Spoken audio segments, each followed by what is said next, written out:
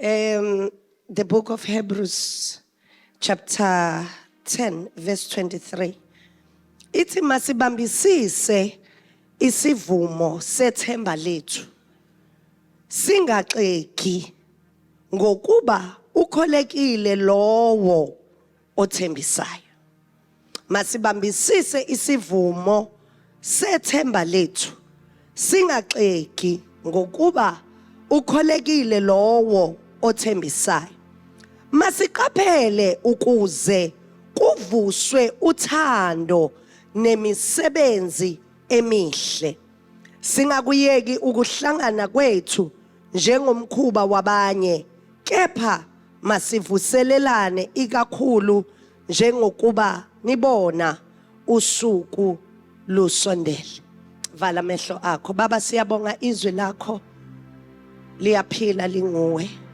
Khulumele na namhlanje, wena ulikhulumela kangcono bese kuphila inyama yethu, uphile nomphefumulo wethu, ingqondo yethu nayo iphile egameni lenamandla lenkosi yethu Jesu Kristu.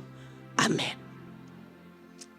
Ngicela nje kafishane ukukukhumbuza ukuthi njengoba ula unento oyithembileyo, into ekulethela mhlambe wena you are not aware, ususwe yithemba elithile.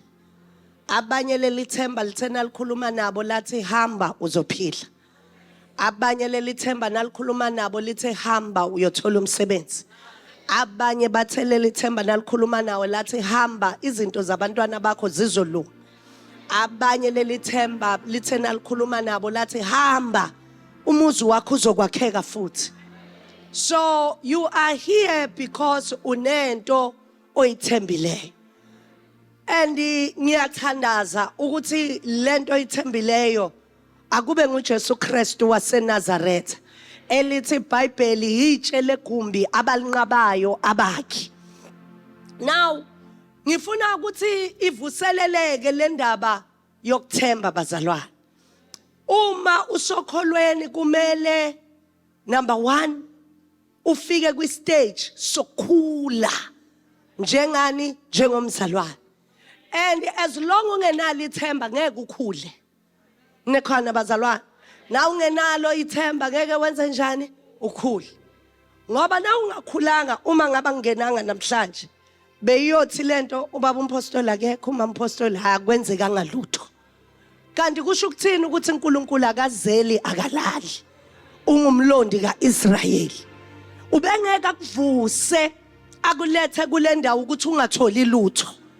Nikhona bazalwane. So be careful, Satan uzodlala a manipulation game in your mind. Nikhona bazalwane. So ithemba onalo bambelela kulona. Lithi iBhayibheli lami masingaxegi ethembeni lethu. Nikhona bazalwane. Uyabona ungaxega kumampostoli mara ungaxegi uNkulunkulu. Nikhona bazalwane. Qiniseka amabhawoti wakhe wafasisiswe kubani kuNkulunkulu. Nikhona bazalwane. Ngithi mina mawungaxegi kubani kuNkulunkulu ngoba kunezimo empilweni ezikuthola uwedwa.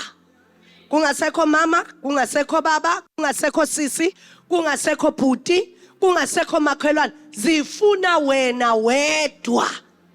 And as long uzolokhu uzidaka angeke uzudlule kuzona. Seyifuna umuntu oqinile ethembeni, seyifuna umuntu ongaxegi ethembeni. Athi yebo ngiyabona kumnyama kwelami ikhaya, kodwa nangibheka ngaphesheya ngibona kuyakhanya. Nalo ubambelele kulela themba khanya kuleli ekhaya kusho ukuthi nakwelami kuzokhanya. Asengiqinisele ngibambelele ngiphushe ngiye khona. Amandla athi cha, amehlo athi akwenzeki. Izinto oyibonayo ziyaphikisa. And naleli themba seliya ngokwenza njani bazalwane? Ngokuphela. Yini eqeda ithemba? Isikhathi. Isikhathi senze njani bazalwane? Siyaliqeda ithemba. But uma ngabe uyazi ukuthi isikhathi esikabani belingeke ithemba lakho liphele. Isikhathi akusise somuntu. Bangaka bathakatha bathe uzofa kodwa nakho uyaphila. isikhathi akusise somuntu.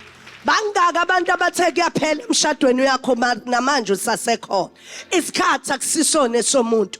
Bangaka abantu ababethe bazokudiliza emsebenzini mari namanje awudilizeki ngoba isikhathi akusisone sikabani eso. Mawungaxeki ethembeni elinguKristu.